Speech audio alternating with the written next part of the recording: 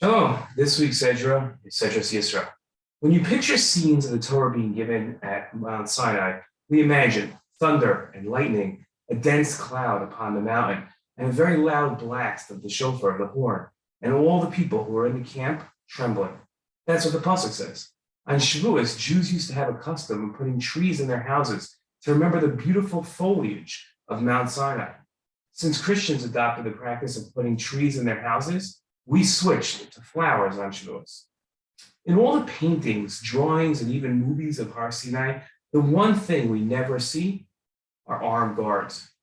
But in the psukim leading up to the giving of the Torah at Mount Sinai, we read, "Let the Jewish people be ready for the third day. For on the third day, God will come down in sight of all the people on Mount Sinai. You shall set bounds for the people round about the mountain, saying, beware of going up the mountain or touching the border of it. Whoever touches the mountain shall be put to death. No hand shall touch it, but he shall either be stoned or shot. Beast or man, he shall not live. When the ram's horn sounds a long blast, they may go up on to the mountain." When we first read that anyone who violates the warning of not going on to the mount of Har Sinai, that they should be put to death, we rightfully think the punishment must be divine, and the violator will be struck down on their way up the mountain. This is bolstered by the next verse, which states that no hand shall touch it. Yet the next phrase tells a different story. It says he shall either be stoned or shot. The Ibn Ezra, in his commentary on this pasuk, explained that when the verse stated he shall be stoned or shot, it means that no one shall go up on the mountain and chase after him to grab him. On the contrary, those who see him shall immediately stone him from where they are standing or shoot him through with arrows if he be distant.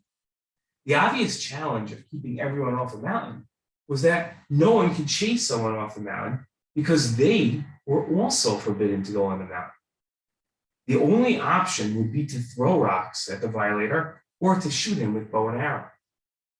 Adding men armed with rocks and bows and arrows to our image of Har Sinai is troubling. Was Mount Sinai so special that men would have to take extrajudicial action to prevent anyone from stepping on it? The answer is a resounding yes.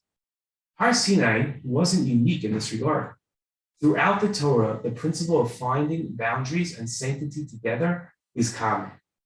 Hashem commanded the Jewish people, speak to the whole Jewish community and say to them, you shall be kadosh, sanctified, for I, Hashem, your God, am sanctified.